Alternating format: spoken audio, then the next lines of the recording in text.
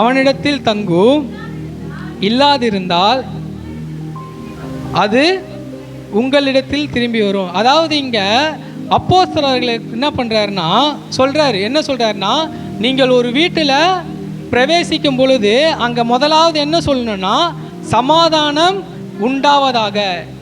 ஆசீர்வாதங்கள்ல மிக முக்கியமான ஆசீர்வாதம் எல்லாரும் நினைக்கிறாங்க, என்கிட்ட பொருள் பொண்ணு இருந்தாதான் ஆசீர்வாதம். ஆனா அது இல்லை ஆசீர்வாதம். முதலாவது ஆசீர்வாதம் என்னன்னா வீட்டுக்குள்ள சமாதானம். பக்கத்தில் இருக்கவங்க கரங்களை பிடிச்சி சொல்லுங்க, இன்னி முதல்ல இந்த நாள் முதல் என் வீட்டில் ஒரு சமாதானம், உங்களுக்கு சமாதானம்னு சொல்லுங்க.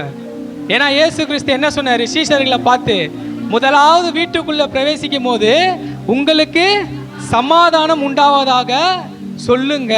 அப்போ இந்த உலகத்துல அநேக ஆசீர்வாதங்கள் இருக்கு. ஆனா நம்ம வீட்டுக்குள்ள முதலாவது இருக்கிற ஆசீர்வாதம் என்னன்னா சமாதானம். ஏன்னா இன்னைக்கு அநேகர் என்னன்னா அந்த சமாதானத்தை இழந்துதான் தவிக்கிறாங்க. கணவன் மனைவிக்குள்ள சமாதானம் இல்லை, பெற்ற பிள்ளைகள்கிட்ட சமாதானம் இல்லை, அண்ணன் தம்பிக்கிட்ட சமாதானம் இல்லை, யாருக்கிட்டையுமே என்ன சமாதானம் இல்லை. இயேசு கிறிஸ்து உயிர் தெளிந்து முதலாவது என்ன பண்றாருன்னா சீஷர்கிட்ட போயிட்டு நடுவில் நின்று, உங்களை நான் ஆசீர்வதிப்பேன்னு சொல்லல, உங்களுக்கு சமாதானம். நெட்ல பார்க்கலாம், 2 பிக்சர் இருக்கும். 2 பிக்சர்ல கொடுத்துட்டு இந்த பிக்சருக்கும் இந்த பிக்சருக்கும் வித்தியாசத்தை கண்டுபிடிங்க அப்படின்னு சொல்லுவாங்க. ஒரு பிக்சரில் வந்து பார்த்தீங்கன்னா சூரியன் மேலே 3 காக்கா பறக்கும், இன்னொரு பிக்சரில் பார்த்தீங்கன்னா சூரியன் மேலே 7 காக்கா பறக்கும்.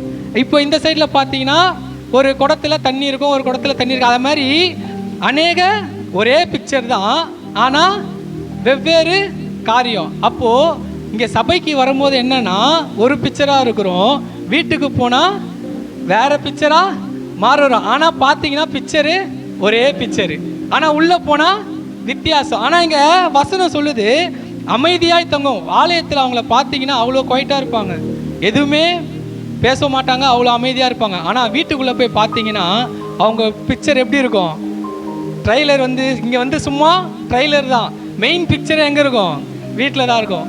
ஒரு சபையில் வந்து பார்த்தீங்கன்னா ஒரு விசுவாசி அம்மா என்ன பண்ணாங்கன்னா ஒரு அந்த போதகர்கிட்ட இதே மாதிரி சொல்லியிருக்காங்க, இதே மாதிரி ஒரு ஜெப விண்ணப்பம் என்னன்னா, என் கணவர் வந்து குடிச்சிட்டே இருக்காரு, என் கூட ஆலயத்துக்கு வரமாட்டுறாரு, என் கணவர் இப்படி இருக்காரு அப்படி இருக்காருன்ட்டு அந்த கணவர் குறித்து நான் இந்த விண்ணப்பத்தை கொடுத்துட்டே இருக்கும்போது எத்தனை வருஷமானா 3 வருஷமாக என்ன பண்ணுறாங்கன்னா அந்த கணவருக்காக ஜெபிக்கிறாங்க. வாரம் ஜெபிச்சு உபவாசித்து ஜெபிக்கிறாங்க, சபையார் எல்லாரும் ஜெபிக்கிறாங்க. அப்போது என்ன ஆகுதுன்னா அந்த சபை ஊழியர்கார் வந்து ஆவலோட வாரம் ஆவலோட எதிர்பார்ப்பார், சரி நம்ம இன்னைக்கு ஜெபிச்சிருக்க வருவாரா அப்படின்னு ஆவலோட எதிர்பார்க்குறாங்க. ஆனால் அவர் வரமாட்டுறாரு. அந்த ஊழியக்காருக்கு சரி என்னதான் இந்த பிரச்சனை அந்த மகனுக்கு, நாம் நேரில் போயிட்டு ஒரு முறை போய் வீட்டில் போய் பார்த்து சந்திச்சுட்டு வரலாம் அப்படின்ட்டு சொல்லும் போது ஒரு முறை என்ன பண்ணியிருக்காருன்னா அதுக்குன்ட்டு ஒரு டைம் எடுத்து அவர் வீட்டுக்கு போயிருக்காரு. வீட்டுக்கு போனோடனே அல்லேலூயா அப்படின்னு இருக்காரு. கதவை தட்டும் போது என்ன பண்ணியிருக்காரு, ஒரு மகன் வந்து வாங்க பாஸ்டர் ஸ்தோத்திரம் நீங்கள் வாங்க உள்ளே வாங்க.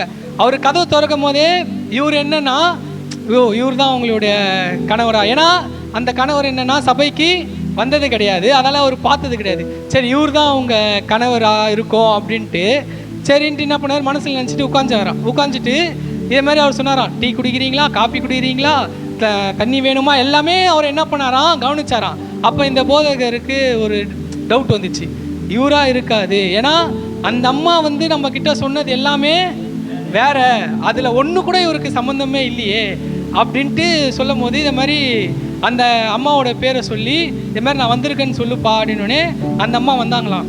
வந்தோடனே ஸ்தோத்திரம் பாஸ்டர் அப்படின்னாங்களாம்.